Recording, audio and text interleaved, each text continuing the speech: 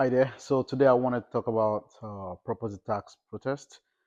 It's a thing here in Texas. I'm not sure in other places, but here in Texas, uh, usually you get your tax appraisal value, which is the amount the taxing authority says your house is worth, and market value is something else entirely. So I've been having a bunch of past clients and customers reach out to me saying, "Oh, what do I do with this information?"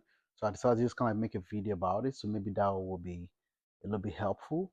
Um, so usually the local taxing authority they go around I think about once a year and they determine where your property is worth.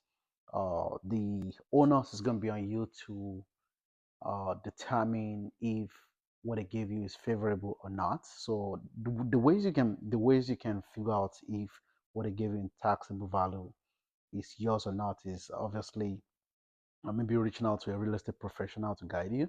But if what they give you is not, if you feel like it's not a fair amount, then you can do something called a property tax protest.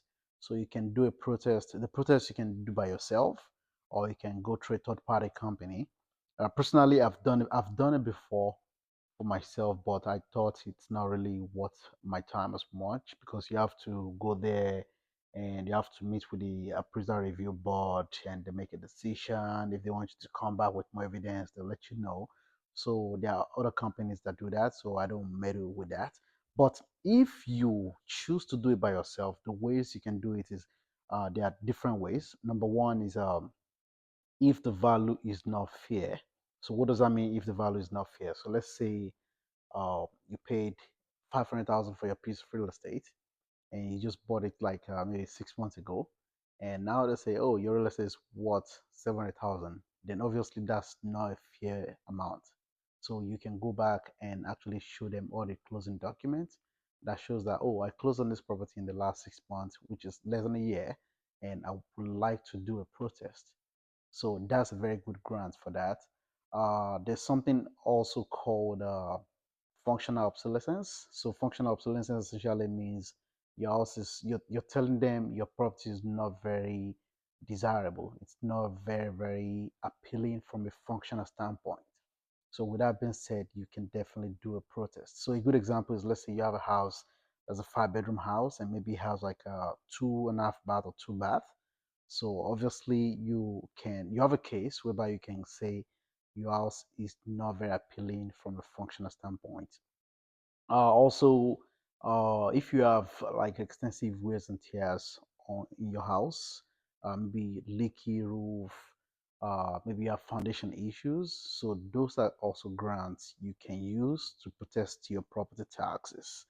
What else? So economic obsolescence also is another factor. So let's say a house that compares just to your it compares to your house like very similar, but the home site is much better than yours.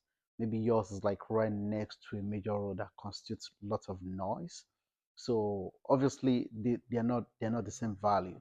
So with that being said, you can exercise something called economic obsolescence. So economic obsolescence means economically my house is not very desirable from an economic standpoint. It's not very appealing. So due to this, I want you to revise what you think my value is worth. So I hope this is helpful, but those are the grants in which you can protest your property taxes here in Addis County. So I think it's actually expired. I think the expiration, the cutoff date is May 21st. So that's like in a couple of weeks from today. So if you want to do the protest, you should definitely get on it. And I hope this video is helpful for anybody watching. Thank you for watching. Bye bye.